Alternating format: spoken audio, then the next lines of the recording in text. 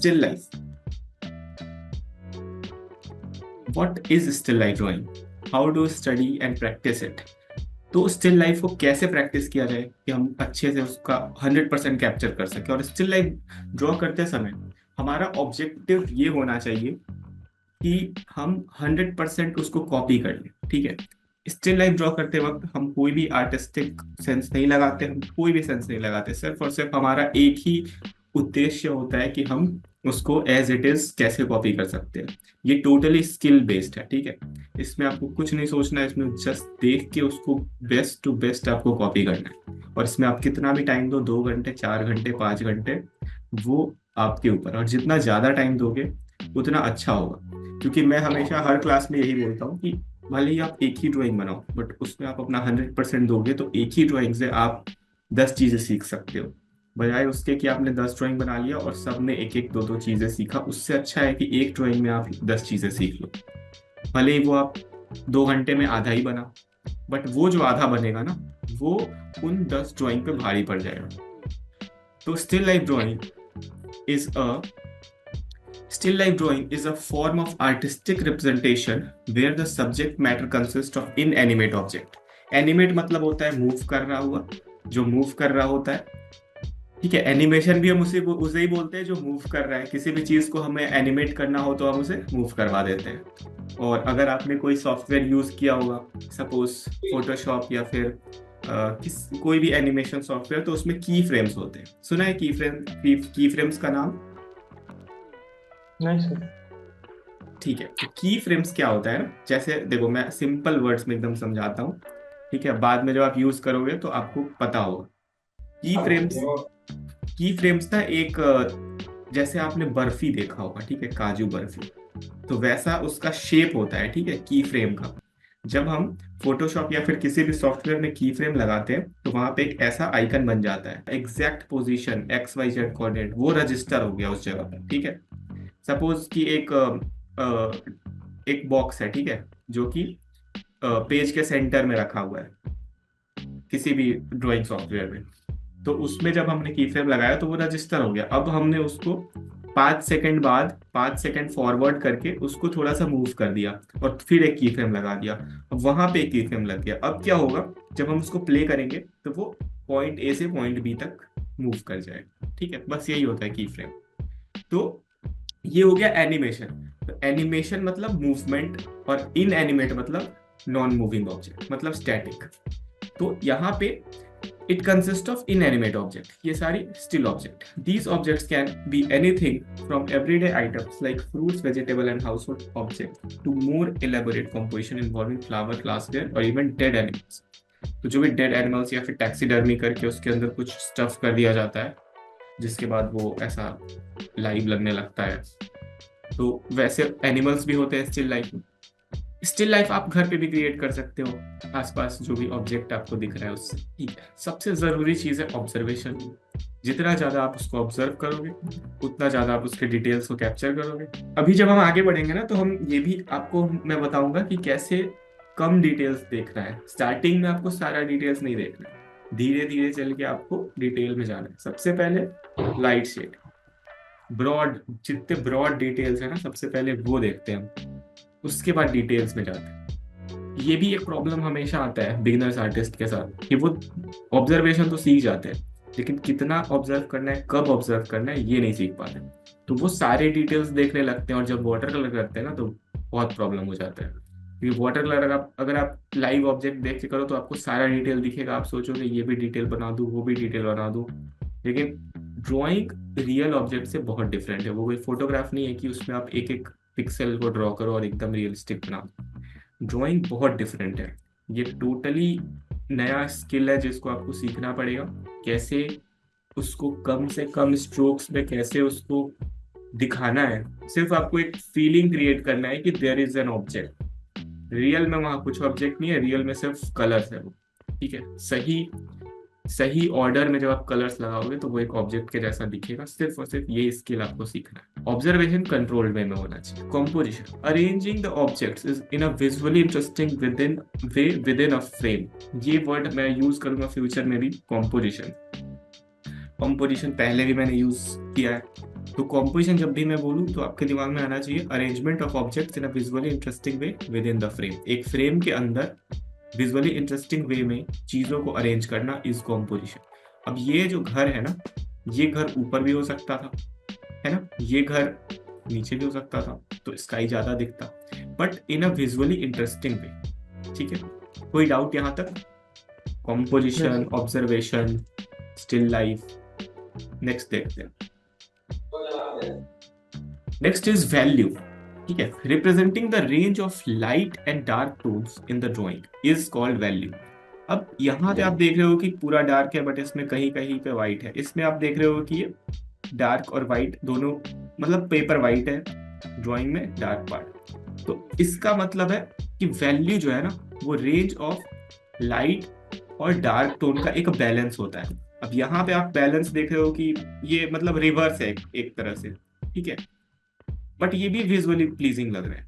क्यों? क्योंकि ये बैलेंस, लाइट और शेड दोनों बैलेंस में होना चाहिए, तो ये ऑब्जेक्ट डिपिक्ट कर देगा। ऐसा ड्राइंग आप तब करोगे, सपोज आपके पास ब्लैक पेपर है तो उस पर आप व्हाइट से सिर्फ जो हाईलाइटेड पार्ट है ना वो दिखाते। और ये स्टिल लाइफ, ये मैंने ही बनाया, स्टिल लाइफ है। इसमें जैसे ये कॉलीफ्लावर है, इसमें ये जो डिटेल्स है ना ये बिल्कुल लास्ट में होगा। ठीक है, सबसे पहले जितना ब्रॉड लाइट और शेड है ना वो हम करते हैं। और वैल्यू का मतलब ही होता है कि लाइट और शेड, लाइट डार्क टोन से लाइट टोन में जाते हैं, और बीच में जितने वैल्यूज है ना वो आपके ड्राइंग की क्वालिटी को दिखाता है। सपोज देखो, बिगिनर्स के ड्राइंग में क्या होता है कि वो डार्क टोन और लाइट टोन तो दिखाते हैं, लेकिन उसके बीच के टोन्स गायब होते हैं। सपोज 6B पेंसिल से एकदम डार्केस्ट टोन दिखा दिया कि चलो ड्राइंग भी एकदम पॉप आउट करके आ रहा है, पता चल रहा है कौन सा चीज क्या बनाया उसने। लेकिन अगर उसमें मिडिल टोन नहीं होगा तो ये ग्रेडियंट कैसे क्रिएट होगा? वो एक राउंड ऑब्जेक्ट नहीं दिखेगा फिर। इसलिए मिडिल टोन बहुत जरूरी है। और अगर कॉलीफ्लावर बनाओ उसमें मिडिल टोन नहीं डालो तो बिल्कुल स्टिफ लगे, ऐसा लगेगा कि कोई वो है इलस्ट्रेशन टाइप, डिजिटल लगे। तो ड्राइंग में ना, अब यहाँ पे आप देख सकते हो इसमें वैल्यू कितना बढ़िया है। देखो डार्केस्ट पार्ट ये वाला है जो यहाँ पे स्टोन या फिर जो भी है, ये यहाँ पे डार्केस्ट पार्ट है इसका, but this is not darkest, this is some kind of middle tone, जिसके वजह से ये राउंडनेस आया। और यहाँ पे देखो रिफ्लेक्टेड लाइट है, जिसकी वजह से ये बहुत अच्छा राउंड सा दिख रहा है। बट यहाँ पे हमें देखना है texture, capturing the surface quality, ये बाद में आता है। ठीक है, पहले हम क्या देखें, उसका कॉम्पोजिशन देखें। सबसे पहले तो कॉम्पोजिशन इंपॉर्टेंट है। ठीक है, अच्छा कॉम्पोजिशन होगा तभी हम शेडिंग करेंगे तो अच्छा लगेगा वो। उसके बाद जब हम शेड करेंगे तो क्या देखना है, टोनल वैल्यूज, डार्क टोन भी होना चाहिए, लाइट टोन भी होना चाहिए, और उसमें बहुत सारे मिडिल टोन होने चाहिए। मतलब एक स्मूथ ब्लेंडिंग होना चाहिए। ऐसा नहीं कि मिडिल टोन में आप एक ही टोन डाल रहे हो तो फिर वो लेयर बाय लेयर ऐसा फील होगा, बट आपको उसको ब्लेंड कर देना है पूरा। भले आप स्केच में करो, ब्लेंडिंग में करो, या फिर किसी भी टेक्निक से करो, ब्लेंड होना चाहिए। हैचिंग में भी हम देखेंगे कि कैसे स्मूथ ब्लेंडिंग होता है। हैचिंग में जबकि हम सिर्फ और सिर्फ लाइंस यूज करते हैं, तो आपका क्वेश्चन हो सकता है कि कैसे ब्लेंडिंग होगा, but there is a technique जिसमें बहुत स्मूथ ब्लेंडिंग होगा। यहाँ तक कोई मतलब डाउट? ये, यस। मतलब कि इसमें जो वैल्यू का जो बात किया आपने, उसमें मतलब ये है कि जो मतलब डार्क से लाइट हो या लाइट से डार्क हो, उसके बीच में स्टेप्स नहीं दिखना चाहिए। ऐसा ना लगे कि यहाँ से। बिल्कुल। और देखो स्टेप्स जो दिखता है ना तो वो आपका पर्सनल एक्सप्रेशन हो गया कि आप वहां पे दिखाना चाह रहे हो, तब वो दिख रहा है, तब वो अच्छा लगेगा। बट अगर आप दिखाना नहीं चाह रहे हो और गलती से हो गया, सपोज कि आपको नहीं आया करना, तो गलती से स्टेप्स दिख रहे हो तो वो अच्छा नहीं लगेगा। तो एवरीथिंग शुड बी इंटेंशनल। अगर आपको टोन्स दिखाना है कि मैंने 4 टोन में इसको फिनिश किया और चारों टोन विजिबल होना चाहिए, तो वो आपका पर्सनल चॉइस होना चाहिए, तब वो अच्छा दिखेगा। और हर चीज कंट्रोल्ड वे में होना चाहिए।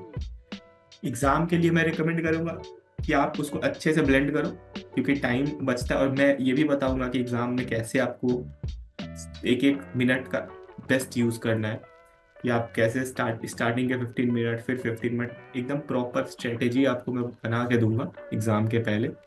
सो डोंट वरी, बहुत ही बढ़िया करके आओगे। और ये मैं कह रहा हूँ कि सपोज आपने वो हैचिंग किया, ठीक है, तो हैचिंग में डार्क टोन और लाइट टोन, तो कभी कभी हैचिंग में, जैसे मेरे कुछ स्केच में दिखाऊंगा जिसमें मैं छोड़ देता हूँ इंटेंशनली कि मुझे ब्लेंड नहीं करना है, पूरा हाइपर रियलिस्टिक नहीं बनाना है उसको, तो उस केस में मैं छोड़ देता हूँ, और वो दिखने में भी अच्छा लगता है कि एक एक लाइन आपका दिख रहा है ड्राइंग में, वो भी एक विजुअल इंटरेस्ट क्रिएट करता है। बट यहाँ वैल्यू का मतलब यही है कि एक डार्क और लाइट के बीच में smooth gradient, this is texture. Clear हो गया वैल्यू? हाँ। बस ये है ना कि जितना ज्यादा बीच में ब्लेंडिंग जितना अच्छा होगा उसके बीच में, उतना ही वो रियलिस्टिक लगेगा। ये इसका पॉइंट, टेक्सचर। ये सारे टेक्सचर से ये बहुत बड़ा रोल प्ले करते हैं इसमें, ड्राइंग में, इसको रियलिस्टिक बनाने में। और ये हम सबसे लास्ट में करते हैं, capturing the surface quality of the object. अब यही टेक्सचर है जो इसे ये टेराकोटा बनाता है।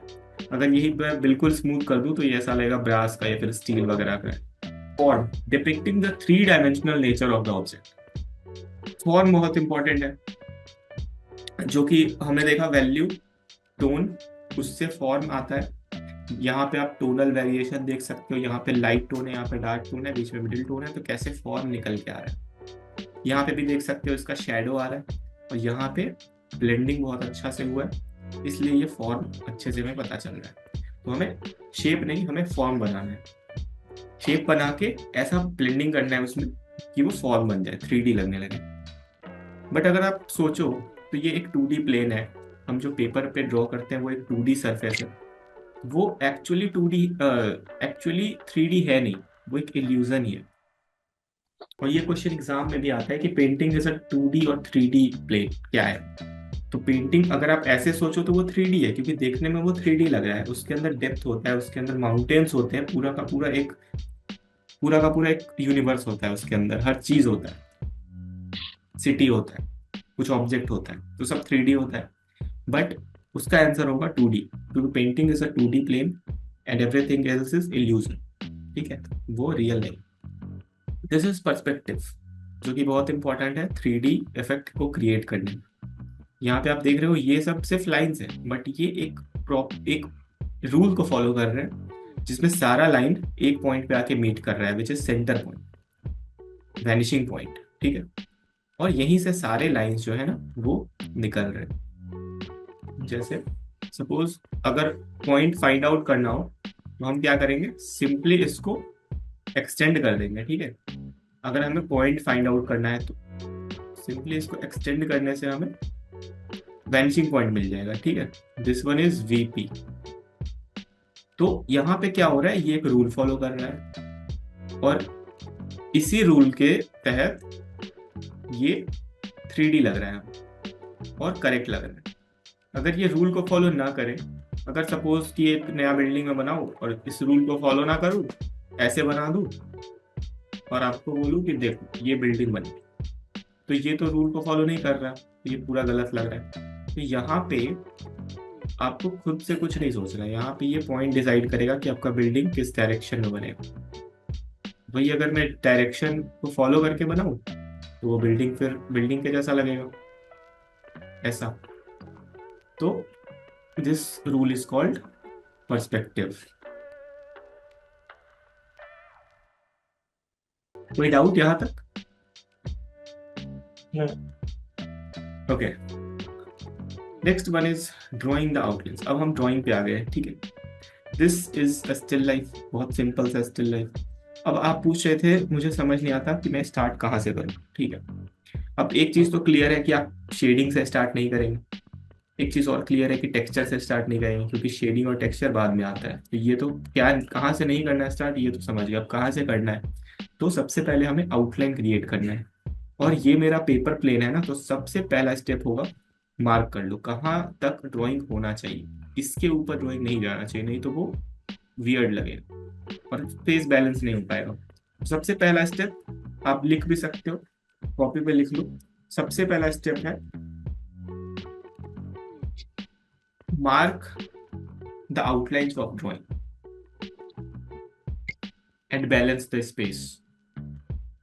सबसे पहले पेपर पे आपको उसका फॉर्म, उसका आउटलाइन क्रिएट करना है और स्पेस बैलेंस करना है। मार्क द आउटलाइंस, यहाँ पे आप ऐसे लाइंस मार्क कर लोगे, जैसे देखो मैं अपना प्रोसेस बताता हूँ, मैं कैसे स्टार्ट करता हूँ कोई भी ड्राइंग। सपोज मुझे ये ड्राइंग बनाना है, ठीक है। तो मैंने सबसे पहले क्या किया, पेपर पे ऐसे मार्क कर लिया, ठीक है। यहाँ तक मुझे मेरा ड्राइंग चाहिए, और नीचे कहाँ तक चाहिए, यहाँ तक। अब बाद में मैं डिसाइड करूंगा कि ये ड्राइंग कैसा बनेगा, क्या बनेगा। और मुझे इतना स्पेस यहाँ पे चाहिए, इतना स्पेस यहाँ पे चाहिए। अब मेरा पेपर इतना ही है, ये बॉर्डर लाइन जो है ये भूल जाओ। और मैं रिकमेंड करूंगा एक से एक से दो 2 इंच स्पेस तो छोड़ना ही चाहिए एग्जाम में भी, ये पार्ट। और ये हर साइड छूटना चाहिए इक्वल। अगर ऊपर ज्यादा भी छूट सकता है, कोई प्रॉब्लम नहीं, नीचे ज्यादा मत छोड़ो। अगर टेबल है तो नहीं कहा जा सकता, टेबल है तो छोड़ सकते हो। तो it depends on visual balance, आपको वही क्रिएट करना है। और ये कैसे होगा, प्रैक्टिस। ठीक है, क्लियर है पहला step, create the outlines and balance the space. अब आते हैं नेक्स्ट। बिल्कुल इसी तरह से ब्लॉकिंग करना है सबसे पहले, क्योंकि इसमें तो कोई कंफ्यूजन नहीं है। ब्लॉकिंग करना बहुत आसान है, बस यहाँ से एक लाइन बनाया फिर ऐसे बनाया।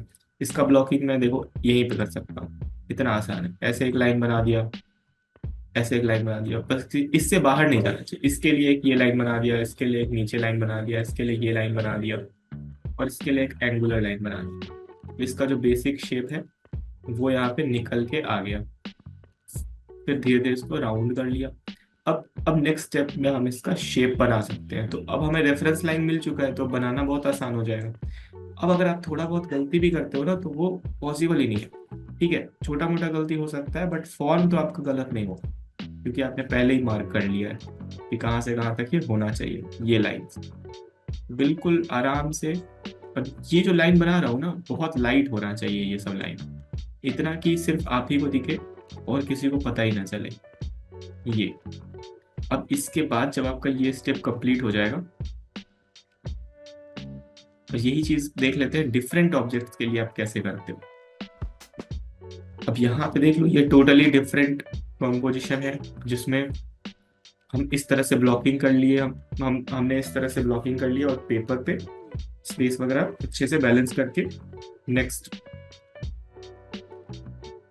अब यहाँ पे देखो नीचे टेबल है, तो टेबल के लिए भी मैंने स्पेस छोड़ा है, और चारों तरफ थोड़ा थोड़ा स्पेस स्पेस छोड़ा है। ठीक है, अब ये स्टिल लाइफ है, तो ऊपर आप ज्यादा स्पेस ले सकते हो थोड़ा सा। ठीक है, ब्रीदिंग स्पेस।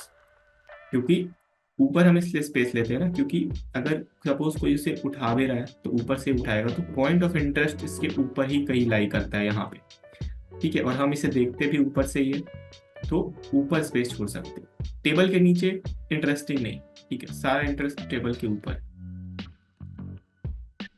तो इस तरह से हमने सारा जितना भी ऑब्जेक्ट है ना, सबको ब्लॉक आउट कर लिया। उसके बाद हम ड्राइंग करेंगे।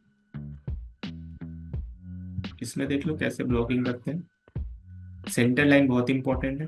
अब यहाँ पे जैसे कर्व्ड ऑब्जेक्ट है, ठीक है, तो कर्व ऑब्जेक्ट में या फिर कोई भी सिमेट्रिकल ऑब्जेक्ट में हमारा सबसे पहला स्टेप क्या होगा, मतलब पेपर मार्क करने से भी पहले, अब वहां पे आप लिख लो first step for symmetrical object. Symmetrical object के लिए आपको सेंटर लाइन लेना है। ठीक है,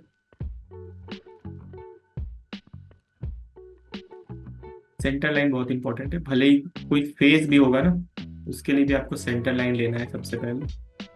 सेंटर लाइन लेने के बाद आपको यहाँ पे स्फीयर बनाना है, जो मैंने स्फीयर प्रैक्टिस आपको बताया था न्यूज़पेपर पे, उस तरह से आपको स्फीयर बनाना है। ये मैं माउस से डायरेक्टली बना रहा हूँ, तो खराब बन सकता है, तो आराम आराम से टाइम लेके आपको स्फीयर्स क्रिएट करना है, और उसके बाद पीछे वाला लाइन मिटा देना है। ठीक है, ऐसा नहीं करना कि डायरेक्टली बस एक ही लाइन बनाना, पीछे वाला बनाना बट उसको मिटा देना फिर। उसके बाद आप बाकी के चीजें ड्रॉ कर सकते हो, उसको मार्क कर सकते हो।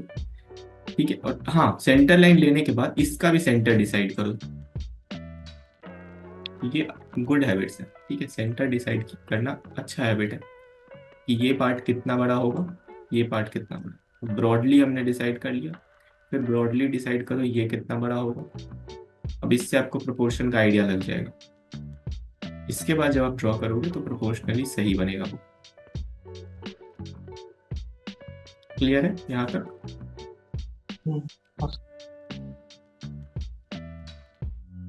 ओके, अब डेली स्टिल लाइफ प्रैक्टिसेस, जिसमें आपको एक टेबल हो सकता है, एक क्लॉथ हो सकता है, ठीक है, और ये आप अपने घर पे क्रिएट कर सकते हो, ठीक है। सपोज आपके घर पे एक टेबल है, एक टेबल ले लो, टेबल के ऊपर एक लाइट रख दो, लाइट और फिर एक क्लॉथ रख दो। और क्लॉथ कैसा भी हो सकता है, बट अगर वो थोड़ा अम, अम, थोड़ा सा ना, वो अगर स्मूथ साइड में हो ना तो अच्छा रहेगा, और उसमें फोल्ड्स बनते हो अच्छे से। प्रेस किया वो, प्रेस करके उसको रख लो, ज़्यादा अच्छा रहेगा। और तुम्हारे जो भी फेवरेट ऑब्जेक्ट्स, कप हो गए, यहाँ पे फ्लावर वेस है, छोटा सा टॉय ट्रक हो सकता है, प्रेशर कुकर हो सकता है, और कोई दूसरा ऑब्जेक्ट हो सकता है। तो ये ऑब्जेक्ट्स को टेबल पे रख लो, एक लाइट और लाइट सोर्स रख लो, हो सकता है वो टेबल लैंप हो सकता है वो लाइट बल्ब हो सकता है वो सनलाइट हो। बट सनलाइट मैं रिकमेंड नहीं करूंगा, क्योंकि ये चेंज होता है, हर 15 मिनट पे लाइट चेंज हो जाएगा पूरा का पूरा। तो लाइट सोर्स आपको स्टैटिक रखना है, मैनमेड रखना है। और टेबल लैंप हो तो अच्छा रहेगा कि एक कास्ट शेडो वो बनाए, ठीक है, एक ड्रॉप शेडो बने उस पर अच्छा सा, तो वो अच्छा लाइट सोर्स है। तो ये सारी चीजें आप लिख लो, एक टेबल, एक क्लॉथ, फेवरेट ऑब्जेक्ट्स और लाइट सोर्स। तो ये आपको still life DIY setup create करना है घर पे, और इसका फोटो भेजना है मुझे। और इसी सेटअप पे, और ये जो सेटअप है ना, तो ये अगर आपके पास साइड में कोई छोटा जगह हो, तो इसको बना के छोड़ ही दो, उसको डिस्टर्ब नहीं करो, और बस डेली के डेली उस पे आपको ऑब्जेक्ट्स को चेंज करना है, ठीक है, सेटअप वहीं पे रहने देना।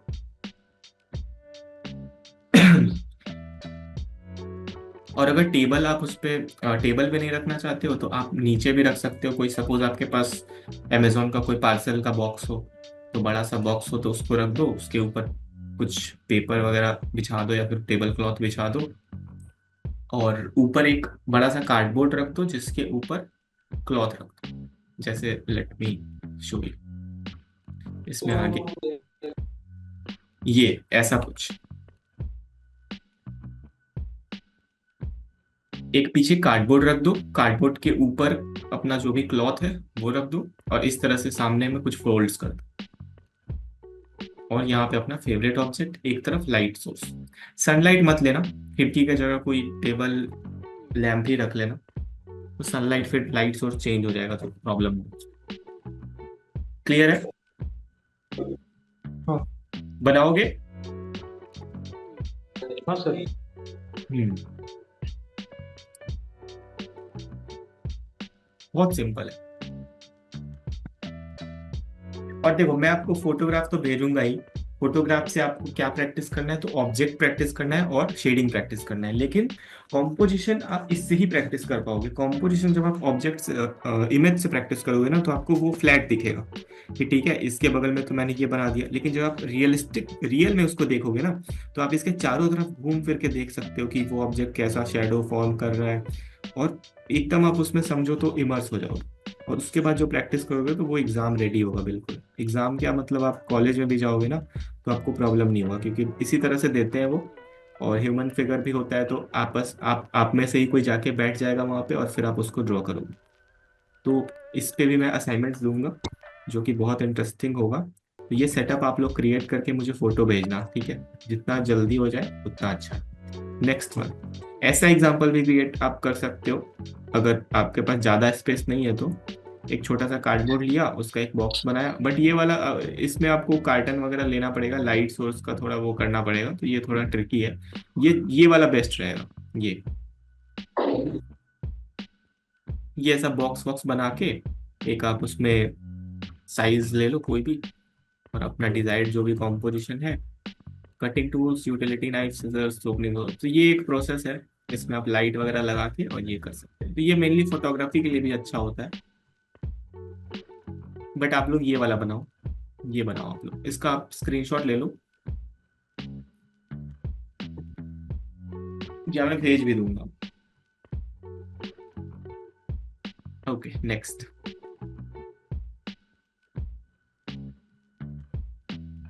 गीतांजलि, आपको क्लियर हो रहा है कैसे बनाना है? हाँ भैया। ओके, ड्राइंग मटेरियल्स, ये सारे मटेरियल्स आपके पास हमेशा अवेलेबल होने चाहिए। ड्राइंग पेपर वाइट और टोन्ड, टोन पेपर भी यूज कर सकते हो, वाइट, लेकिन एग्जाम में आपको वाइट ही मिलेगा। Pencils HB 2B 4B। 4B के बाद आप लोग 6B और 10B भी लिख लेना है, यहाँ पे वो भी चाहिए। बट एग्जाम में आप लोग 2B से पूरा शेड करना है, सॉरी 2B से आपको शेड करना है पूरा। 4B मतलब 30% यूज होगा 4B का, और 6B पेंसिल का सिर्फ 5% टू 5% बहुत है। मतलब डार्केस्ट पार्ट के लिए आप सिर्फ 6B यूज करोगे, बाकी जितना पार्ट है ना उसके लिए 2B या 4B। इरेजर शार्पनर तो होना ही चाहिए। इरेजर आप लोग दोनों रखना, प्लेन इरेजर और नीडेड इरेजर, ठीक है। नीडेड पता है? हाँ हाँ, जो हाईलाइट के लिए यूज किया जाता बिल्कुल, ऐसा आटा के जैसा होता है वो। गीतांजलि है। आपके हाँ पास है needed eraser?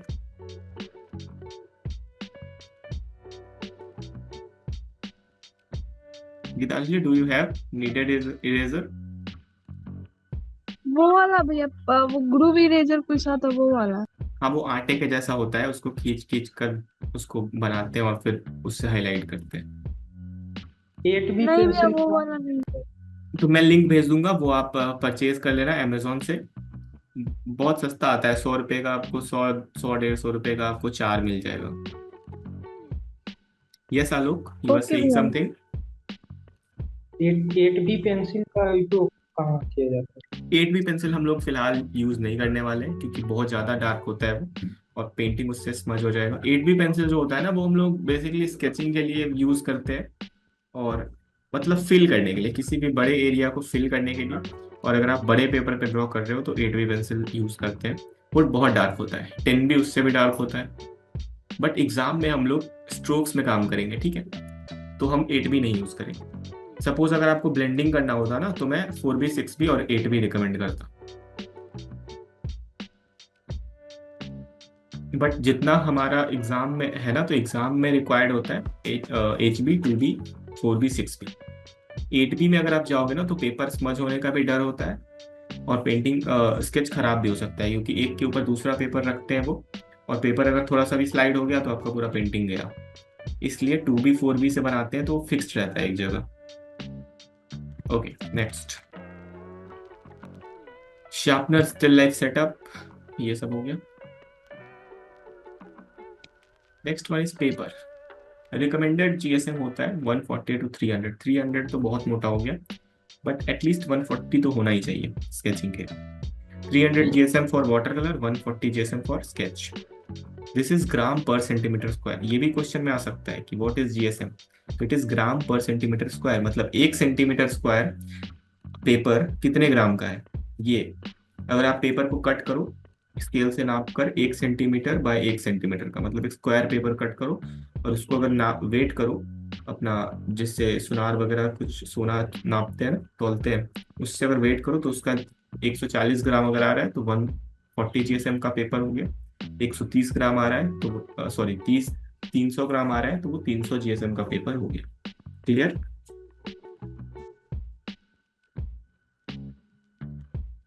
This range provides a good balance between durability and flexibility. Okay. Pencil यही सारे, eraser, non dust and needed. Apsara का नॉन डस्ट इरेजर आता है। How to do overlapping. Okay, तो ओवरलैपिंग देखो हम कैसे करते हैं। अब इसका ओवरलैपिंग जो है ना, वो ये भी हो सकता है, ये भी हो सकता है। तो हमें नहीं पता कि इसके पीछे ये ऑब्जेक्ट कैसा दिखता है, तो हम अपना बेस्ट गेस करेंगे कि अगर ये यहाँ पे ऐसा दिख रहा है तो ये जरूर ऐसा ही दिखता होगा, बट हमें नहीं पता, वो ऐसा भी हो सकता है। तो हम ऐसे कुछ भी ड्रॉ कर लेंगे, लेकिन पूरा ड्रॉ करेंगे, ठीक है। ये हमने ऐसे ड्रॉ किया, क्योंकि पूरा इसलिए ड्रॉ करेंगे कि ये लाइन और ये लाइन दिखना चाहिए, ये इसके पीछे मीट कर रहा है। उसके बाद हम ये ऑब्जेक्ट ड्रॉ करते हैं। तो हमें स्केच करते टाइम पूरा ड्रॉ करना है, ये नहीं कि आधा ड्रॉ किया, इधर से आधा ड्रॉ किया कि चलो मिटाना नहीं पड़ेगा, ऐसा नहीं। लाइटली ड्रॉ करो बट पूरा करो।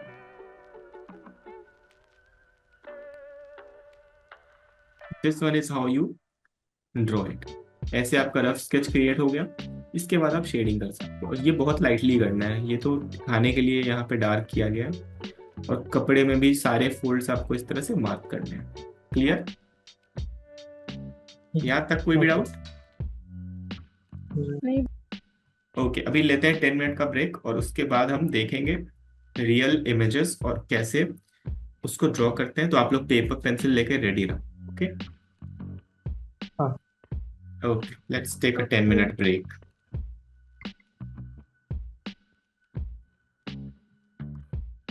HP HB6 या 6B? नहीं नहीं नहीं, HB2 है, HB है और B8 भी है। 8B है? एक बार फोटो भेजना हाँ, मुझे अपने पेंसिल्स का, कौन कौन सा ग्रेड है। देख दिखा दूं या हाँ, बोल दो? यहाँ पे दिखा भी दो अगर दिख जाए तो। देखिए ना okay, HP। This is HB। हाँ ठीक है, ये तो सही है। HB, 6B, 8B। नहीं 8। हाँ अच्छा, तो 2B और 4B आप यूज कर लो अभी। 2B है? हाँ, 2 भी है, नहीं HB2 है। HB2? ओके, एक हाँ बार करके करके दिखाओ कैसा होता है इससे। मैंने HB2 यूज नहीं किया, मैंने HB2B ये सब तो यूज किया है। ऐसे 3H आता है, 1H 2H 3H, ये हार्डनेस की तरफ चला जाता है, और फिर 2B 3B 4B 6B 8B ये सॉफ्टनेस की तरफ आ जाता है। So let me just share my screen.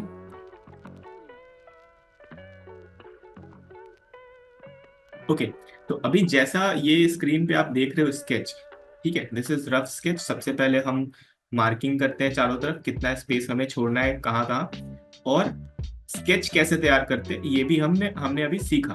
ठीक है, कि सबसे पहले हम स्पेस छोड़ के और सारे ऑब्जेक्ट्स को मार्क करते हैं कि कौन किसके कितना दूर है और ओवरलैपिंग कहाँ हो रहा है, तो वो सब भी हम सारा कुछ ड्रॉ करते हैं और उसके बाद चीजों को इरेज करते हैं। ठीक है, तो ये प्रोसेस हो गया स्केचिंग का। तो अब आपको ये करना है कि मैं कुछ रेफरेंसेस आपको दिखाऊंगा, तो वो आपको स्केच करना है। ठीक है, और इस तरह से आप लाइंस यूज कर सकते हो, जैसा ये सेकंड फिगर में देख रहे हो, तो लाइंस आप बहुत सारे यूज कर सकते हो, कोई प्रॉब्लम नहीं है। बट स्टार्टिंग में वो लाइट लाइन होना चाहिए, क्योंकि ये लाइट लाइन जब आप मिटाने जाओगे ना तो बहुत आसानी से इरेज हो जाएगा, क्योंकि ये पेपर के टॉप सरफेस पे होता है सिर्फ। लेकिन अगर आप इसे डार्क कर दोगे तो फिर वहां पे निशान बन जाएगा जब मिटाओगे तो ऐसे लाइटली आपको बनाना है। और जैसा मैंने इन स्टेप्स में बताया, मार्क करना है। तो ये सारे स्टेप्स को फॉलो करके आपको अभी स्केचिंग करना है। और ओके, एक पॉइंट बच गया था हमारा, वो था डिटेल्स। ठीक है, जो कि हम सबसे लास्ट में करते हैं। I don't know why Geetanjali is not joining, उसका छूट जाएगा ये part. Okay, I will provide the recording, no worries. यहाँ पे ना डिटेल्स में try your best to draw and details also follow the same process of blocking out shapes. तो जैसे हमने शेप्स को ब्लॉक आउट किया था ना, वैसे ही हम डिटेलिंग करते हैं, छोटे छोटे हम वहां पे टेक्सचर्स बनाते हैं। एग्जैक्टली हमें वैसा ही बनाने की जरूरत नहीं है, बस हमें उसको रिप्रेजेंट कर देना है कि वो डिटेल वहां पे है। अब अगर आप ध्यान से देखो तो डिटेल्स बहुत एब्स्ट्रैक्ट होते हैं। ठीक है, यहाँ पे डार्क टोन है, यहाँ पे लाइट टोन है, और छोटे छोटे छोटे छोटे डार्क टोन लाइट टोन हर जगह पे है। बिल्कुल वैसे ही यहाँ पे स्ट्राइप्स बने हुए हैं और इसके अंदर भी छोटे छोटे लाइट डार्क टोन है। तो वो आपको एक बार ऑब्जर्व कर लेना है और खुद से उसको ड्रॉ कर देना है पूरा। एक एक डिटेल आपको देख देख के कॉपी नहीं करना है, एक पैटर्न फॉलो करना है। उसके लिए पैटर्न आइडेंटिफाई करो, फिर पैटर्न फॉलो। ठीक है, ये लास्ट स्टेप है किसी भी कॉम्पोजिशन को कंप्लीट करने का। टेक्सचर्स तो हमने देखा ही, ये कुछ एग्जांपल्स है टेक्सचर्स के, जिसमें ये ब्लेंडिंग करके आप ऐसा इफेक्ट ला सकते हो टेक्सचर के अंदर। सबसे पहले ब्लेंड करोगे, उसके बाद ऊपर से पेंसिल से इसमें टेक्सचर्स ऐड कर दो। जैसे दिस इज आइस क्यूब, तो इसमें हम देख रहे हैं कि बहुत ज्यादा कॉन्ट्रास्ट है, डार्क टोन तो बहुत ज्यादा डार्क है और लाइट टोन बहुत ही लाइट है। तो ये सारे टेक्निक्स आपको आइडेंटिफाई करने हैं टेक्सचर्स ड्रॉ करते समय। अब इस मेटेलिक स्फेयर में आप देखोगे कि ब्लेंडिंग भी बहुत स्मूथ है और डार्क टोन बहुत ज्यादा डार्क है और लाइट टोन बहुत ज्यादा लाइट, बट एक ही जगह पे हाईलाइट पड़ रहा है। तो ये मेटेलिक ऑब्जेक्ट, ये सारे मेटेलिक ऑब्जेक्ट में यही पैटर्न फॉलो हो रहा है। वुडन ऑब्जेक्ट में आप देखोगे कि कोई ऐसा स्पेसिफिक जगह नहीं है जहाँ पे हाईलाइट बन रहा है, ये एक सॉफ्ट हाईलाइट बन रहा है यहाँ पे, और इसका शेडो भी सॉफ्ट है। तो ये वुडन ऑब्जेक्ट हो गया। तो ये इल्यूजन आपको अपने ड्राइंग में क्रिएट करना है टू मेक इट शाइनी और लेस शाइनी और लाइक अ आइस क्यूब और ग्लासी। बॉक्स को ग्लास के जैसा आपको बनाना है, ट्रांसपेरेंट। तो इसमें भी आप देख सकते हो कि बहुत ही डार्क टोन है, इसको आप 6B 4B से बना सकते हो। और जो एकदम लाइट टोन है ना, उसको HB पेंसिल से बनाओगे। ऐसा नहीं कि 2B 4B से कर दिया तो 2B 4B डार्क हो जाएगा। Try to make it with HB या फिर 2B। प्रेशर कंट्रोल बहुत इंपॉर्टेंट है। टेक्सचर्स आर द विजुअल और टैक्टाइल क्वालिटीज। टैक्टाइल मतलब जिसको आप छू के फील करते हो, ठीक है। Qualities of surface, they can add depth, interest and realism to your work. तो इससे ही रियलिज्म क्रिएट होता है। Every object has a different texture और feel, that is rough, glossy, chequered, soft, fur, hairy, it is. Try to study the pattern and replicate the pattern. You don't have to draw the actual texture. जैसा मैंने बताया, pattern follow करना है। Actual texture जो यहाँ पे आप देख रहे हो ना, ये अगर आप ड्रॉ करने जाओगे तो आपको बहुत टाइम लगेगा। हाइपर रियलिस्टिक, फोटो रियलिस्टिक बन जाएगा फिर वो। और फोटो रियलिस्टिक ड्राइंग बनाने के लिए आपको फिर पूरा पूरा दिन देना पड़ेगा, उसके लिए पूरा महीना देना पड़ेगा। तो उसमें नहीं जाना है एक डिटेल में। पैटर्न को आइडेंटिफाई करो और उसको फिर खुद से बना दो। यहाँ पे देख रहे हो कैसा पैटर्न बन रहा है, बस इसको आइडेंटिफाई करना है। लाइन लाइन लाइन बनाना है, फिर कहीं पे डार्क, कहीं पे लाइट, फिर इरेगुलरिटीज। यहाँ पे रियलिज्म जो कहा गया है ना, कि टेक्सचर से जैसे रियलिज्म आता है, तो सिर्फ टेक्सचर से नहीं आता है, इरेगुलरिटी से आता है। अगर ये बॉक्स देखो तो इसमें इरेगुलरिटी नहीं है, ये रियल नहीं लगेगा। बट अगर वुडन बॉक्स देखो तो इरेगुलरिटी है। या फिर ये वाला, ये सिलेंडर देख लो तो कहीं पे क्रैक है, कहीं पे कुछ अनइवन सा है। तो इरेगुलरिटीज से रियलिज्म आता है। अब जैसे ये ब्लॉक्स है, ये रियल नहीं लग रहा है, ये सब रियल लग रहा है क्योंकि ये इरेगुलर है, जैसे क्यूब। आगे देखते हैं। So let's draw. ये आपका होमवर्क होने वाला है इस क्लास के बाद। एंड टेक योर टाइम, पूरा संडे आपके पास, बढ़िया एक्सप्लोर करो, घूमो फिरो, make your own still life setup, pluck a flower, और फिर कुछ आर्टिस्ट के बारे में आपको स्टडी करना है। The first one is make your own still life setup, जैसा मैंने बताया ऊपर। And arrange your favourite items and sketch them. Favourite items में आपका जो भी फेवरेट कुछ भी आसपास दिख रहा है वो आप रख सकते हो। कोई टॉय हो सकता है, कोई फ्लावर हो सकता है, anything. Try to make a diverse texture objects composition, ठीक है, जिसमें कुछ ऑब्जेक्ट्स में टेक्सचर है, कुछ ग्लॉसी है, कुछ ग्लास का है, कुछ प्लांट का है, ठीक है, इस तरह से। फिर एक फ्लावर, आपको प्लक अ फ्लावर, यहाँ पे एंड होगा, pluck a flower and some leaves from somewhere without getting caught, ठीक है। तो आपको पकड़े नहीं जाना है, नहीं तो फिर प्रॉब्लम हो जाएगा। कहीं से भी फ्लावर आपको लेके आना है सुंदर सा, उसको ऑब्जर्व करना है। सबसे पहले उसको ऑब्जर्व करो, आधे घंटे, 1 घंटे, जितना आपको करना है। लाइट के नीचे उसको रख दो और ध्यान से देखो उसको चारों तरफ से, जितना डिटेल कैप्चर कर सकते हो उसको देखो। पहले 10 मिनट तक तो एकदम देखते ही रहो उसको, ठीक है। उसके बाद पेंट करो उसको वाटर कलर से। वैसे ही सबसे पहले स्केच बना के उसके बाद वाटर कलर से पेंट करो, जैसा आपको आता है बिल्कुल अपने स्टाइल में। उसके बाद हम सीखेंगे। Study about artist Rembrandt, Monet, Paul Strand, Dan Flavin. अब इसमें आप देखोगे कि ये लोग कैसे लाइट एंड शेड को यूज करते थे, ठीक है, अपने बेनिफिट के लिए। इसमें एक फोटोग्राफर भी है, पॉल स्ट्रैंड, डैन फ्लेविन, जो कि बहुत कलरफुल इंस्टॉलेशंस बनाते हैं। आर्टिस्ट रेम्ब्रांड के बारे में आपने सुना होगा, क्यारोस्क्यूरो का बहुत सही इस्तेमाल करते थे लाइट शेड का। मोनेट के भी ड्राइंग्स में आपको कलर्स मिलेंगे, इम्प्रेशनिस्ट आर्टिस्ट हैं। तो इन आर्टिस्ट को फॉलो करना है आपको, और इनके कुछ 3 बेस्ट आर्ट वर्क्स जो आपको लगे वो आपको 3 सबके डाउनलोड करने हैं। और वो मैं आपको फॉर्म प्रोवाइड करूंगा, उसमें आप उसमें कलेक्ट अपलोड करना, और उसके बारे में लिखना भी है, ठीक है, एक पैराग्राफ तीनों के बारे में। या फिर आप मुझे टेलीग्राम ग्रुप पे बेस्ट रहेगा, वहां पे आप सेंड कर देना अपने असाइनमेंट्स। हो जाएगा तीनों? कोई डाउट? नहीं सर। इजी है, इसमें तो कुछ इजी करना ही तो नहीं है। इजी नहीं है? नहीं, वो थोड़ा जब पेंटिंग जो सर, एक सेकंड, मेरा वाटर कलर देख लीजिए। वाटर कलर कौन सा, वो जो थोड़ा टैबलेट्स की तरह होता है, वो वाला वाटर कलर यूज करते हैं आप? जो वाटर कलर वो जो छोटे छोटे डिबिया में आते हैं वो वाले। हाँ, जो छोटे नहीं, डिब्बे वाले नहीं, जो छोटे छोटे ट्यूब्स में आते हैं, मैं आपको प्रोडक्ट्स का लिंक भेज दूंगा। ट्यूब्स में आते हैं वो, आर्टिस्ट वाटर कलर कैमलिन का, वो आपको यूज करना है एग्जाम में। अभी अगर आपके पास वाटर कलर केक्स है ना, तो मोर देन एनफ, उससे भी आप प्रैक्टिस कर सकते हो, कोई प्रॉब्लम नहीं। हाँ, ये वाटर कलर केक। हाँ, उससे भी कर सकते हो, उससे भी बढ़िया होता है। Make your own still life setup, tough लग रहा है क्या ये? नहीं, वो तो टफ नहीं। और ये वाटर कलर वाला भी बिल्कुल ही टफ नहीं है, इसको ऐसा मत समझना टफ। इसमें आप कलर फ्लो कर दो या फिर जैसे भी आप करोगे वो सही होगा, इसमें कोई रॉन्ग आंसर नहीं हो सकता इसका। फिर फ्री होके करो, कोई रेस्ट्रिक्शन नहीं है, गलत बनाओ सही बनाओ, बस बना के लाना है आप। Third is study about artist, इसमें भी कुछ करना नहीं है, सिर्फ स्टडी करना है और 3 बेस्ट पेंटिंग्स चुनना है सबका, और उसके बारे में जो भी समझ आए वो बताना है। सिंपल, इसमें कोई भैया ये असाइनमेंट। सेकंड वाला में क्या बनाना है? सेकंड वाले में आपको वाटर कलर करना है। सबसे पहले एक फ्लावर कहीं से भी तोड़ना है, अगर आपके गार्डन में है तो ठीक, नहीं तो दूसरे गार्डन में बिना पकड़े गए हुए आपको वो फ्लावर लेके आना है, पकड़े मत जाना बस। उसके बाद उसको ऑब्जर्व करना है, ठीक है। उसको रख दो लाइट के नीचे, उसको ध्यान से देखो कि कैसा कलर है उसका, कैसा टेक्सचर है, और फिर उसको वाटर कलर में ड्रॉ करना है। क्लियर?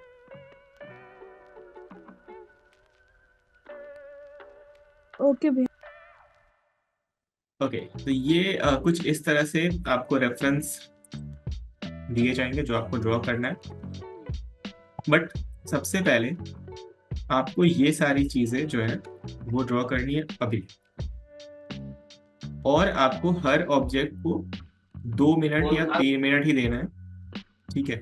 सबसे पहले आप ये जो पहला ऑब्जेक्ट देख रहे हो ना, इसको आप पेंसिल में ड्रॉ करो, और यहाँ पे मैं टाइमर लगा देता हूँ, ठीक है। और आपके पास है 5 मिनट, द फर्स्ट वन, इसको ड्रॉ करने के लिए आपके पास 5 मिनट है, और आपका टाइम शुरू होता है अब।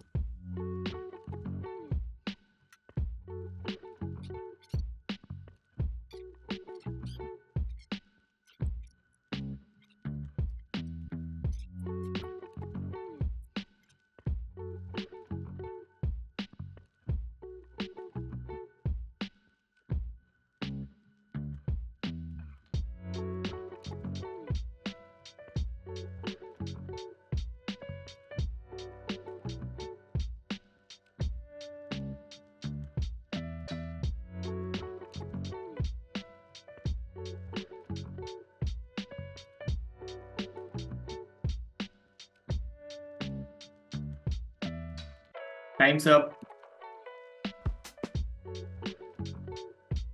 कितना बनाया आप लोगों ने, दिखाओ।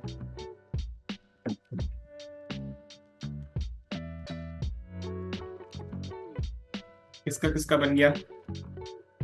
जितना भी बना उतना ही दिखाओ।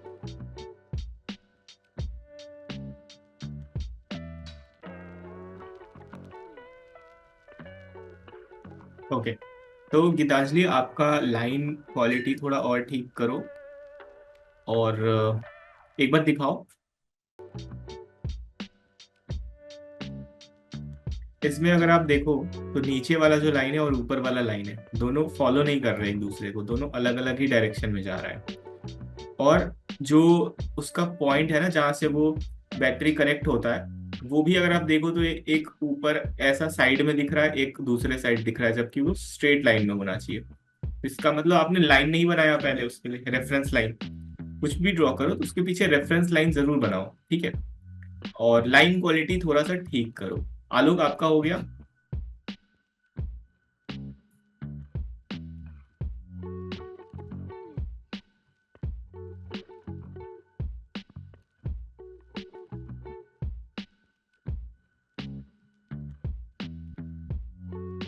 क्लियर मुझे दिख नहीं रहा है।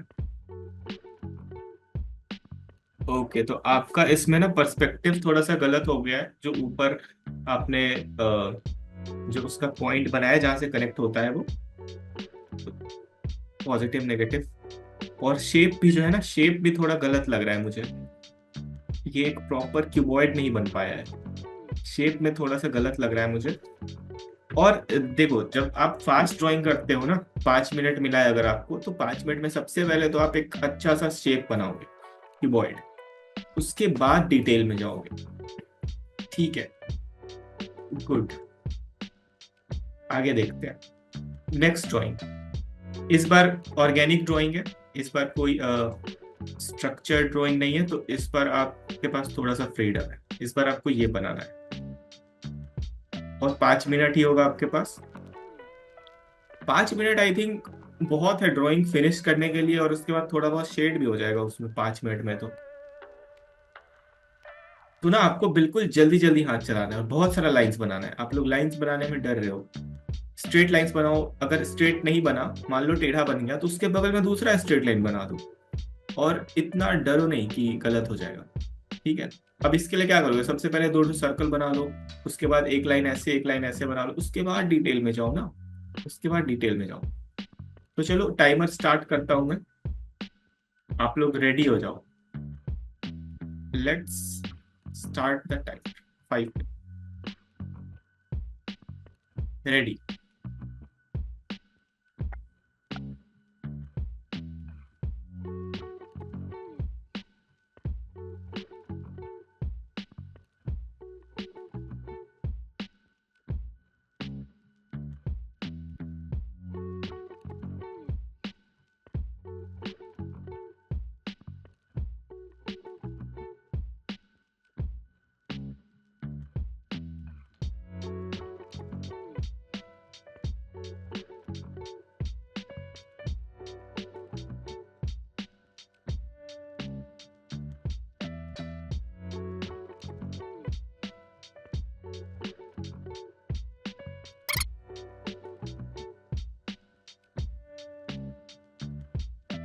हो गया आप लोगों का?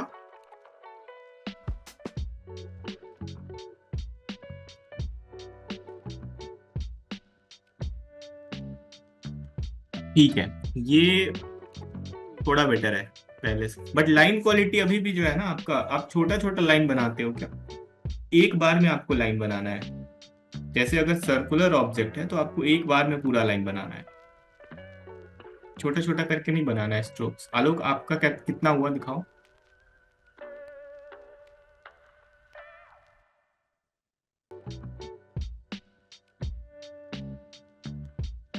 ठीक है, आउटलाइन तो हुआ है, बट 5 मिनट में इतना ही हुआ।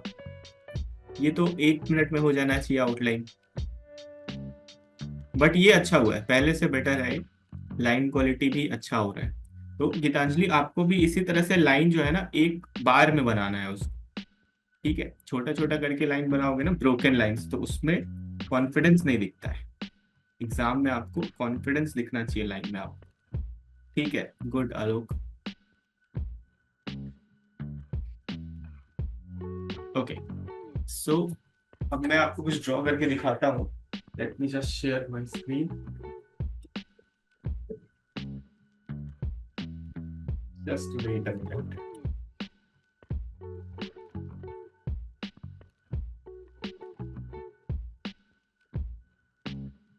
हमें लगा मुझे भैया लगा आप बस आप जोक दूसरे कर बन रहे पे हैं। हैं। नहीं नहीं नहीं, तो आपको बताना चाहिए ना, मैं ऐसे थोड़ी बताऊंगा। मैं ड्रॉ कर रहा था, मैं सारा कुछ एक्सप्लेन कर रहा था। तो मैंने अभी ये बताया कि सबसे पहला स्टेप हमारा होता है कि बेसिक शेप बनाते हैं हम। ठीक है, तो मैं आपको स्टार्टिंग से बताता हूँ। सबसे पहले हम बेसिक शेप बनाते हैं। तो इसका शेप जैसा भी है, देखो मैं कितना सा लाइन्स बना रहा हूँ। ये लाइन बाहर निकल गया तो मैंने यहाँ से बनाया, फिर मुझे इसका एग्जैक्ट शेप चाहिए, प्रोपोर्शनेट एकदम। तो ये इसका शेप हो गया, बेसिक शेप जो भी है। अब इसमें मैं डिवीजन करूंगा, जो सेंटर से इसको डिवाइड किया गया है वो। फिर सेंटर लाइन बनाऊंगा जहां से इसका जो मेटल है वो अटैच्ड होता है। ठीक है, अगर आप खोलोगे तो यहाँ से पूरा खुल जाएगा। तो वो मैंने अभी तक ड्रॉ किया कि बेसिक शेप पहले बनना चाहिए। तो इसमें इतना टाइम नहीं लगेगा आपको, 5 मिनट बहुत ज़्यादा होता है। उसके बाद अब देखो ये स्टेप हम कैसे बनाते हैं इसको। सबसे पहले फिर मैंने इसको सेंटर से डिवाइड किया, फिर मैंने यहाँ से डिवाइड किया, फिर मैंने इसको इधर से डिवाइड किया, और फिर एक बॉर्डर बनाया चारों तरफ। अब इसके अंदर ही मेरा दोनों सर्कल होना चाहिए। अब मैं इसके अंदर सर्कल बना लूंगा। सर्कल कैसे बनाते हैं, सेंटर फाइंड आउट करके उसको डिवाइड करके सर्कल बनाते हैं ऐसे।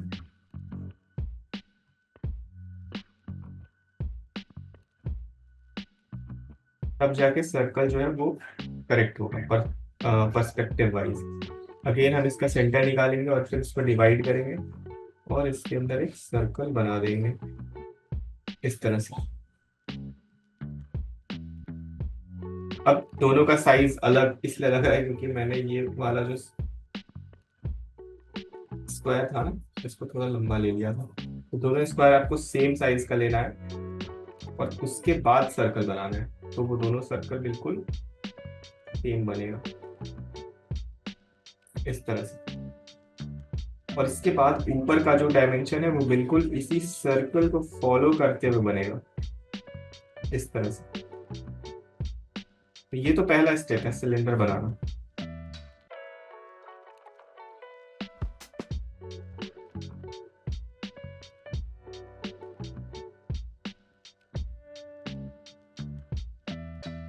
ये वाला सिलेंडर थोड़ा ज्यादा बड़ा है, इसको हम थोड़ा बड़ा बना लेंगे और इसके चारों तरफ भी एक सर्कल। तो इन सारे सर्कल्स के लिए आपको एक एक स्क्वायर और रेक्टेंगल बनाना पड़ेगा तो ही ये सही बनेगा। और इस वाले के लिए हम क्या करेंगे, इसको डिवाइड करेंगे ऐसे, क्योंकि इसमें फोल्ड जैसा कुछ बना हुआ है वो बनाने के लिए, और सारे फोल्ड्स को फिर हम इंडिविजुअली ड्रॉ करेंगे रेफरेंस के हेल्प से।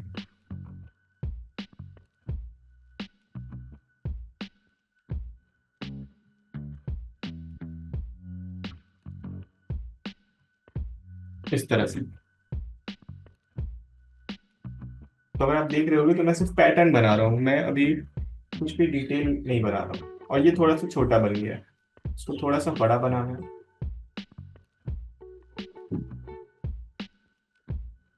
You got the point.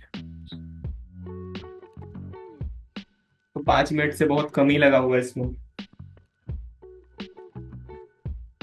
तो अभी just let's take 10 minute break और उसके बाद हम दूसरा ऑब्जेक्ट बनाएंगे विच इज चेरी, और इसको भी 5 मिनट से कम में ही ड्रॉ करने का ट्राई करें। Okay, let's take a 10 minute break now.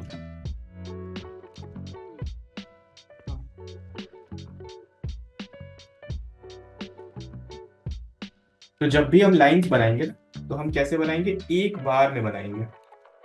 थोड़ी देर के लिए अपने ब्रीदिंग पे कंट्रोल करना है, ब्रीदिंग कंट्रोल करके एक बार में बिल्कुल सही लाइन बनाना है। ऐसे पेंसिल पकड़ लेना है और सपोर्ट ले लेना है पेपर के ऊपर, और फिर एक बार में उस लाइन को सही से बनाना है। भले वो कर्व्ड लाइंस हो, हर तरह का लाइन बनेगा एक बार ही। अगर कर्व लाइन आपको बनाना है तो आप ऐसे ऐसे ऐसे ऐसे ऐसे करके बनाओगे तो उसमें कॉन्फिडेंस ही नहीं दिखेगा। ऐसे ऐसे लाइन तो बन जाएगा बट वो अच्छा नहीं लगेगा देखने में, तो आपको ऐसे बनाना है। ठीक है, ऐसे अभी मैंने कुछ किया है ओके आपने बताया। दिखाओ।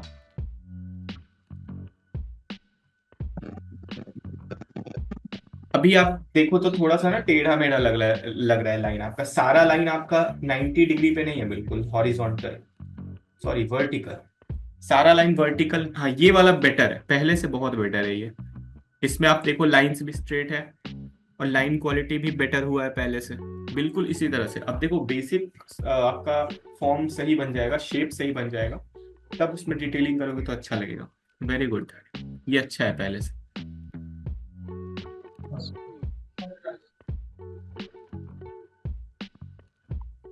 तो वैसे ही एक बार जब आप अच्छे से लाइन बना लो तो आप उस पर हाईलाइट कर सकते हो, फाइनली उसको डार्क कर सकते हो।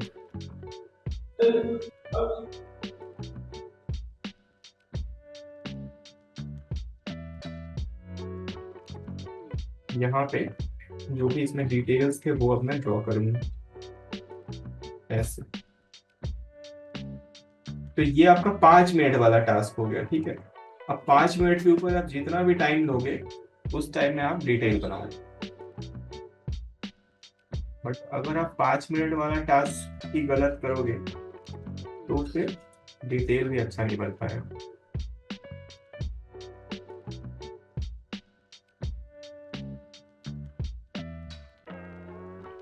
अब इसको आप देखोगे मैंने यहाँ पे कर्व कर दिया इसको, क्योंकि ये ऑब्जेक्ट भी जो है यहाँ से कर्व हो रहा है ऐसे। अब जितना लाइंस मैंने पहले बनाया था ना वो आपको बहुत लाइटली बनाना है, इतना डार्क नहीं बनाना है।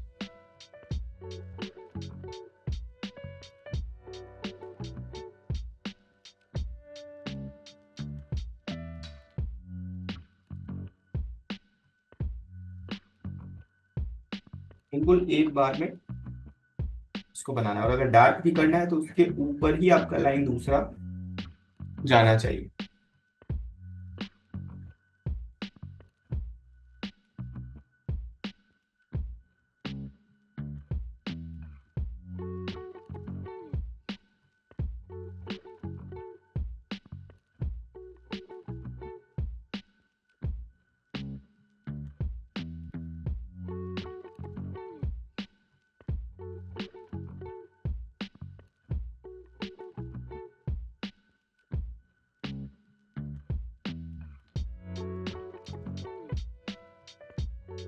जो भी टेक्स्ट है उसमें आप टाइम देकर अच्छे से उस टेक्स्ट को लिखना। मैं सिर्फ इंप्रेशन क्रिएट कर रहा हूँ अभी।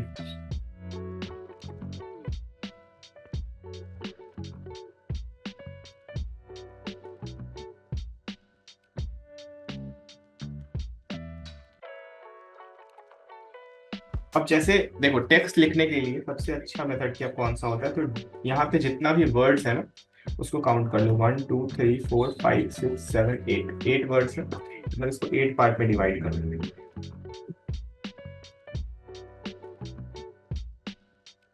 1 2 3 4, अभी 4 ही हुआ है, ठीक है। ऐसे ना तो इसको इक्वल पार्ट में डिवाइड करने के लिए 4 पार्ट और चाहिए इसमें ना। छोटा छोटा पार्ट है डिवाइड करना, 1 2, इस तरह से, और इसमें फिर लिखना 1 2 3 4 5 6 7 8। यहाँ से स्टार्ट कर दो, ऊपर से नीचे वाला छोड़ दो, और फिर अपना जो टेक्स्ट है इसमें फिट कर दे।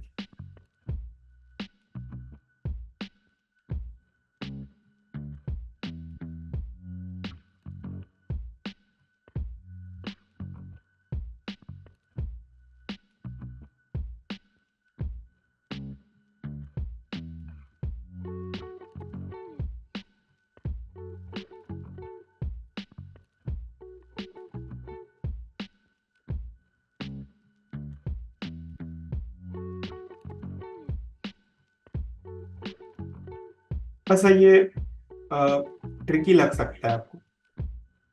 आपको नेगेटिव स्पेस को पेंट करना है, ठीक है, जहां पे टेक्स्ट नहीं है वो वाला पार्ट आपको पेंट करना है।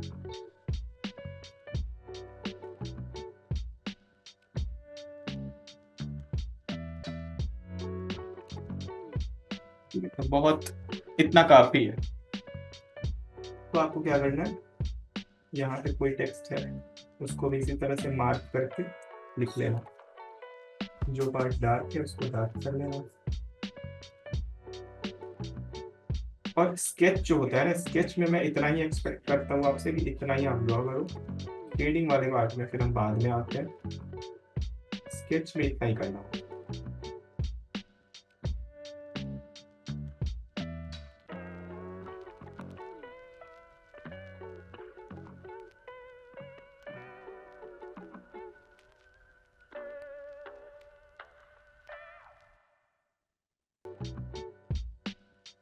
ये वाला थोड़ा ज्यादा बड़ा था बट इसमें छोटा बन गया।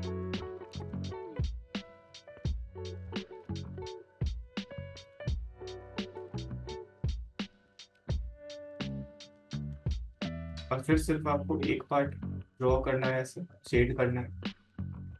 अभी मैं इसको फाइनल नहीं कर रहा हूँ, मैं सिर्फ स्केच कर रहा हूँ। स्केच में ही मैं लाइट शेड सिर्फ अलग करने का कोशिश कर रहा हूँ। इसके बाद वाले स्टेप में आप इसमें डिटेलिंग करो।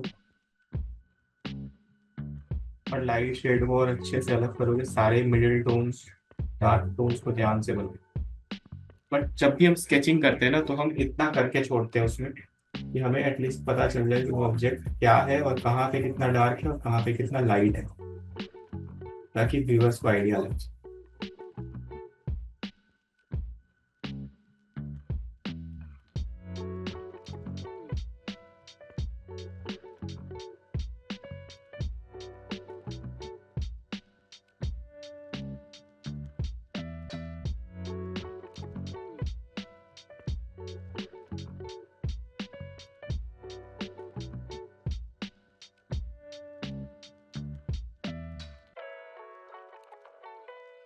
अभी तक मैं HB पेंसिल यूज कर रहा हूँ उसमें।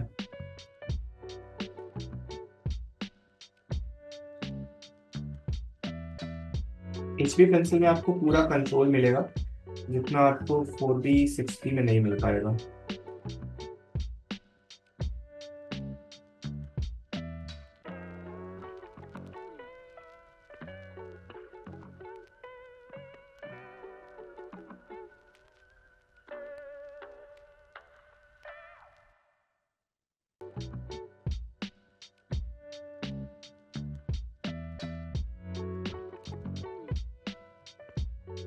और एक चीज आप नोटिस करोगे कि मैं डायरेक्शनल स्ट्रोक यूज कर रहा हूँ, ठीक है। जिस डायरेक्शन में हमारा पर्सपेक्टिव है उसी डायरेक्शन में मैं स्ट्रोक्स बनाऊंगा।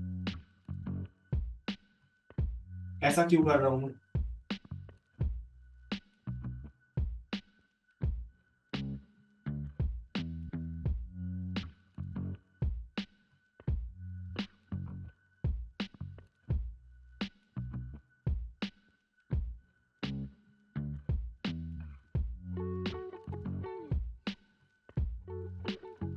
ऐसा मैं इसलिए कर रहा हूँ कि ये हारमोनियस लगे और जो शेड्स हैं वो भी पर्सपेक्टिव में ऐड अप हो, वो उसमें डिस्टरबेंस क्रिएट ना करे।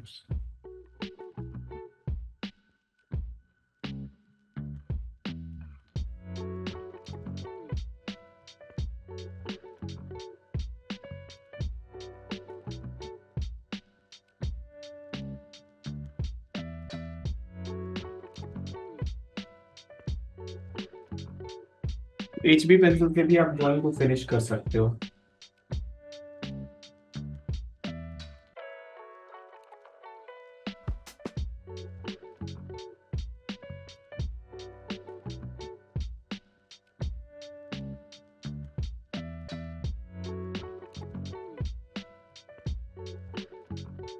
तो स्केचिंग वाले पार्ट में इससे ज्यादा आपको नहीं करना है। जब आप डिटेल में जाओगे उसको शेड करने के लिए, तो आप उसमें करोगे।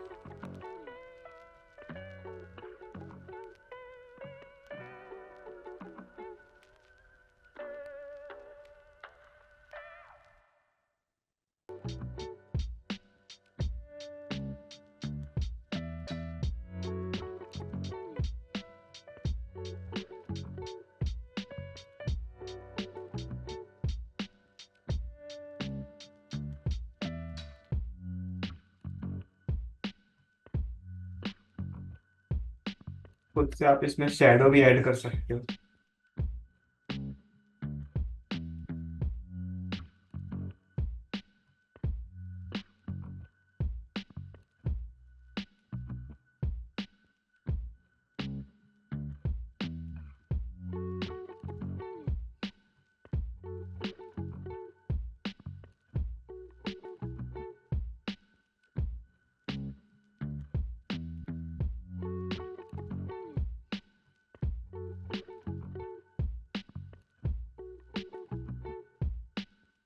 Like this.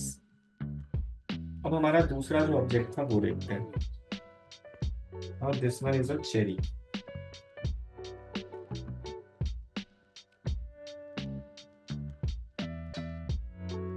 इसमें कोई डाउट यहाँ तक?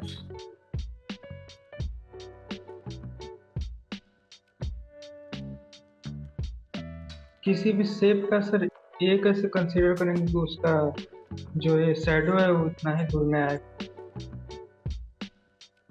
ये लाइट सोर्स से पता चलता है। अगर लाइट सोर्स यहाँ पे है तो शेडो यहाँ तक बनेगा। जहां तक ये लाइन इस प्लेन को कट करेगा ना, सपोज कि ये आपका प्लेन है, तो जहां पे ये लाइन इस ये ना थोड़ा सा कॉम्प्लेक्स होता है, हम प्लेन कैसे डिसाइड करते हैं और फिर शेडो कैसे बनता है। तो जनरली आप ये समझो, सबसे इजी एक्सप्लेनेशन, कि ये मेरा प्लेन है ना, तो यहाँ पे एक लाइट सोर्स है, तो ये मेरा ऑब्जेक्ट है, तो ये शेडो इतना लंबा बनेगा। और अगर ये लाइट इसके पीछे है ना, तो शेडो सामने की तरफ बन जाएगा, ऐसा कुछ। इसके पीछे पूरा साइंस है, मतलब पढ़ने जाओगे ना, बहुत डीप सब्जेक्ट है। अभी आप इतना ही जानो कि लाइट के हिसाब से शेडो बनेगा जिस भी डायरेक्शन है, क्योंकि ये पूरा का पूरा 3D प्लेन है। अगर ये लाइट इसके पीछे चला जाएगा तो शेडो यहाँ आ जाएगा, थोड़ा सा और अंदर चला जाएगा 3D प्लेन में तो शेडो यहाँ आ जाएगा। तो इट डिपेंड्स कि लाइट कहाँ पे है। ये 2D पेपर पे समझा पाना थोड़ा सा टफ है। ये आप अपना जो स्टिल लाइफ सेटअप बनाओगे ना, तो स्टिल लाइफ सेटअप में ये आप बहुत आसानी से इसको डिमोन्स्ट्रेट कर सकते हैं। और फिर ऑब्जेक्ट पे भी उसी डायरेक्शन में शेडो बनेगा, और ग्राउंड पे। थोड़ा थोड़ा क्लियर हुआ कि नहीं? हाँ हाँ। ऐसे ही। और अगर मैं इसको नीचे कर दूं ना, लाइट सोर्स को, शेडो बहुत लंबा हो जाएगा, क्योंकि ये लाइन देखो कितना पीछे जाएगा, और यहाँ से आपको इसको अटैच करना पड़ेगा लाइन को, तो शेडो एकदम यहाँ तक आ जाएगा। ऐसे प्लेन भी हमें बढ़ाना पड़ेगा। यही होता है जब शाम में आप निकलो ना, तो शाम में शेडो बहुत लंबा बनता है। ऐसा समझ आया? हाँ सर। अब देखते हैं चेरी। तो चेरी के लिए सबसे पहले मैं क्या करूंगा, सर्कल्स बनाऊंगा। एक सर्कल यहाँ पे, और फिर इसको ऐसे कनेक्ट कर दूंगा, जो मैं उस समय बता रहा था। और यहाँ पे एक छोटा सा पार्ट है, और फिर मैं इसको ऐसे कनेक्ट कर दूंगा, और फिर जो इसका शेप है वो ड्रॉ कर दूँ यहाँ ऐसे।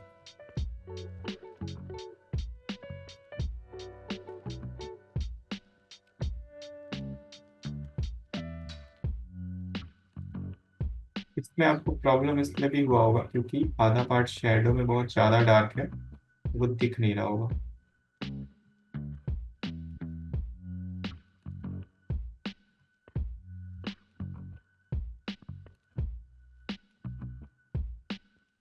सब कुछ को यहाँ कनेक्ट करना था। और अगर आपका लाइन क्वालिटी अच्छा है ना, तो आप भले ही उसके जैसा ना बना, सपोज कि आपने इसको इधर बना दिया, तो भी वो अच्छा लगेगा, क्योंकि लाइन क्वालिटी आपका अच्छा है तो वो भी ठीक लगेगा। और चिली बनाना तो बहुत आसान है, आप कोई भी शेप बना लो, उसको थोड़ा सा कर्व कर दो, वो चेरी बन जाएगा, इजी। इसको यहाँ से कर्व कर दो ऐसे,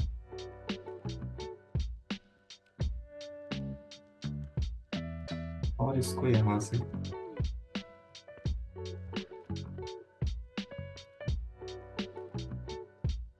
टफ है क्या ये? नहीं सर।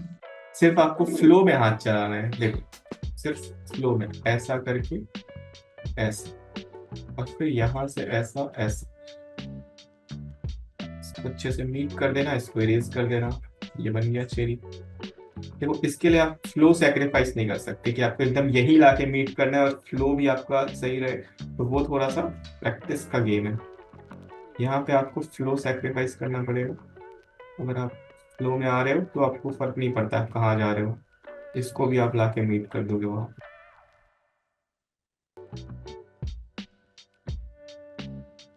और फिर यहाँ पे इसका जो है हाईलाइट बनेगा, इसका भी यहाँ पे हाईलाइट बनेगा। फिर आराम से बैठ के इसको पूरा शेड करते रहो, बैठ के आराम से, टाइम ही टाइम है। ये पहला स्टेप होता है सही ड्राइंग करने का। अब बाकी उसमें आप कैसे भी शेड करो, इट डजेंट, बस लाइट शेड करेक्ट होना चाहिए। तो वो तो करेक्ट होगा ही, क्योंकि आपने पहले ही मार्क कर लिया है कहाँ पे लाइट होगा कहाँ पे शेड होगा। शेडो भी मार्क कर लो पहले ही, और फिर कैसे भी ड्रॉ करो, इट डजेंट मैटर। मैं तो कहता हूँ आप कोई भी स्ट्रोक यूज करो, यहाँ पे तो मैं कोई स्ट्रोक यूज नहीं कर रहा हूँ, बस मैं उसको फिल कर रहा हूँ। आपका लाइट शेड सही होना चाहिए। जब आप 2B पेंसिल या 4B यूज करोगे तो और अच्छे से बनेगा। अभी तो मैं HB यूज कर रहा हूँ। Let's use this.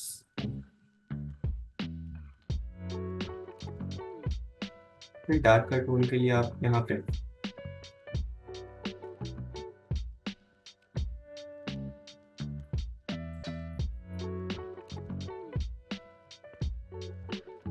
थोड़ा सा हाईलाइट भी छोड़ना है यहाँ पे हमें।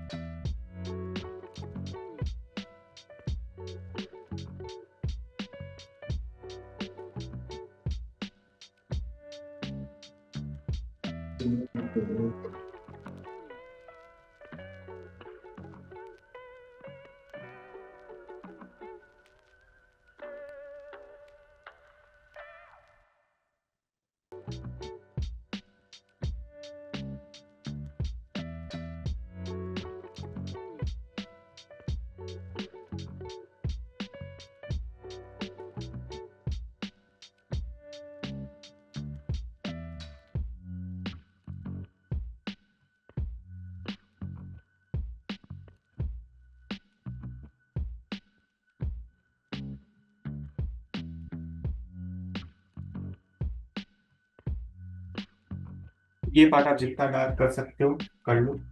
इसके लिए एक फिर आप दूसरा पेंसिल उठा सकते हो। मेरे पास अभी मुझे जो पेंसिल मिल रहा है, अभी मुझे 8B मिली है। 8B से मैं इसको डार्क कर लेता हूँ। आप 4B यूज कर सकते हो, 4B से भी सेम रिजल्ट आएगा।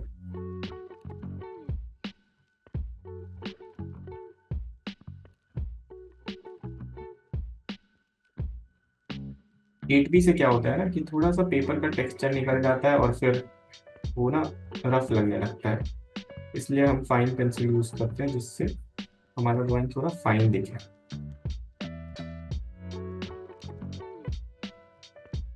8B is for blending.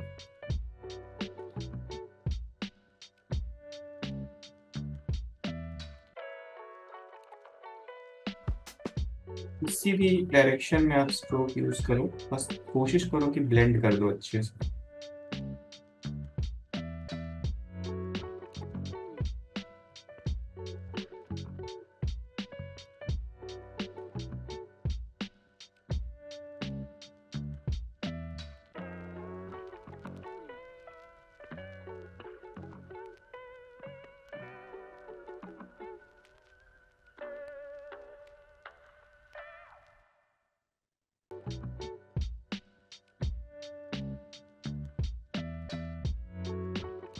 यहाँ पे मैंने ज्यादा ही डार्क बॉक्स बना दिया था बताने के चक्कर में।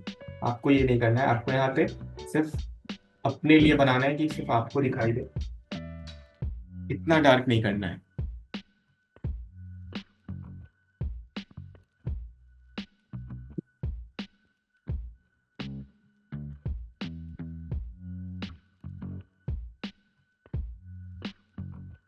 कोई डाउट यहाँ तक?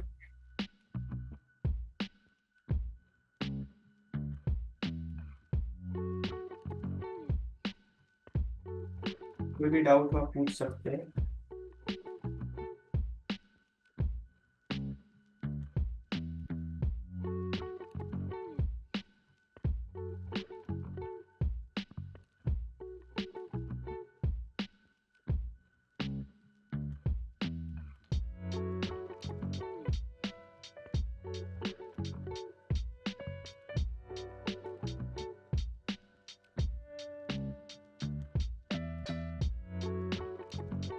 शैडो को आप ब्लेंड कर सकते हो।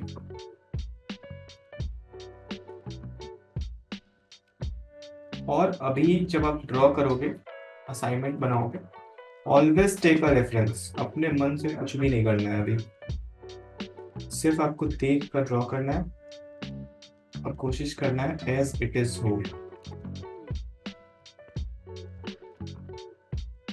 अपने मन से ड्रॉ करने वाला भी एक्सरसाइज आएगा, मेमोरी ड्राइंग्स। बट फिलहाल आपको स्किल प्रैक्टिस करना है। स्किल अच्छा होगा तो ही आपका मेमोरी ड्राइंग अच्छा हो पाएगा।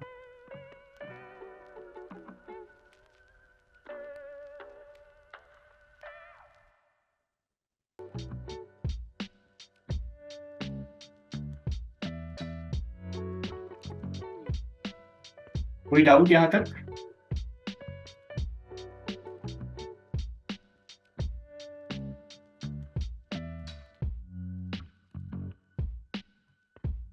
नहीं भैया। अब जो मैं कर रहा हूँ ना, इसको क्या है, टेक्सचर्स। इस पार्ट में आके आप टेक्सचर्स ऐड कर सकते हो छोटा छोटा, बट इसके पहले नहीं।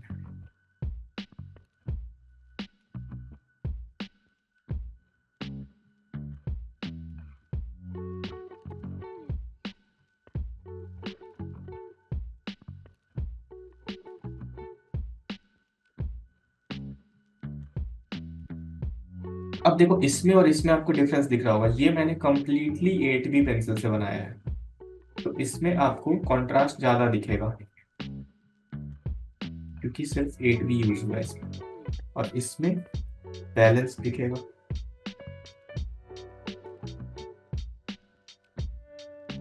क्योंकि इसमें मैंने HB से पूरा किया है। फिर मैंने एक दूसरा पेंसिल यूज किया था जो 4B 6B के अराउंड था, हाँ 6B के अराउंड। वो पेंसिल बहुत ड्राई हो चुका था तो उसको मैं 4B कंसिडर करूंगा। उसके बाद मैंने 8B यूज किया। तो ये 3 पेंसिल मैंने इसमें यूज किया है, जिससे ये टोनल वेरिएशन क्रिएट हुआ है।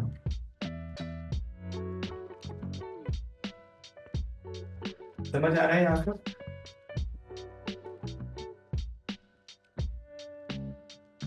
और इसका जो शेडो है ना, वो दूसरे ऑब्जेक्ट पे भी जाएगा।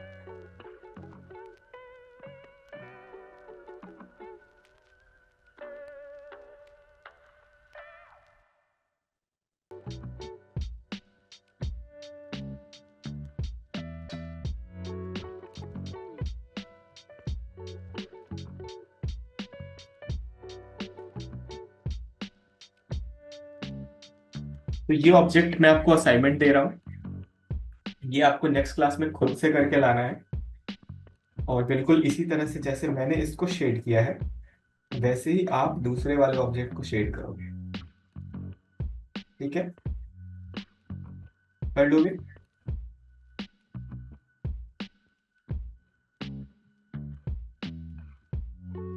या फिर नहीं हो पाएगा? कोशिश करेंगे सर। हाँ, ओके भैया। देखो जब आप लाइट से डार्क में जाओगे ना, पहले मैंने 2B यूज किया, तो 2B को ही आप उसमें एक टोन बना लिया अच्छे से ब्लेंड करके पूरा। फिर 4B पे आए, फिर 6B पे आए। जब आप ऐसे प्रोसेस से आगे बढ़ोगे ना, तो आपसे जरूर बनेगा। सबसे पहले इस पे ऐसे प्रोसीड करना है, लेफ्ट टू राइट। ये भी अभी और डार्क होगा, ये तो पूरा HB से ही बना है, इसलिए इसके कंपैरिजन में इसमें डेप्थ कम फील होगा। ठीक है, तो आज की क्लास के लिए इतना ही। ये भी आपका असाइनमेंट है, हाउ टू मेक दिस। और इसका जो बेसिक शेप था ना, वो मैं यहाँ बता देता हूँ, ओवल। इसका बेसिक शेप आपको ऐसे बनाना है। इसका बेसिक शेप क्या हो जाएगा? कीबोर्ड।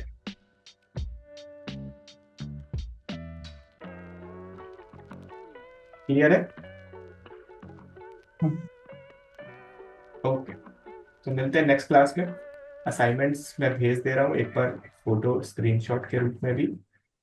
और ऑल द बेस्ट, मिलते हैं नेक्स्ट क्लास में। Thank you so much. कल क्लास रहेगा सर? कल आपका नहीं, कल ऑफ है, मंडे से क्लास है। ठीक। ओके।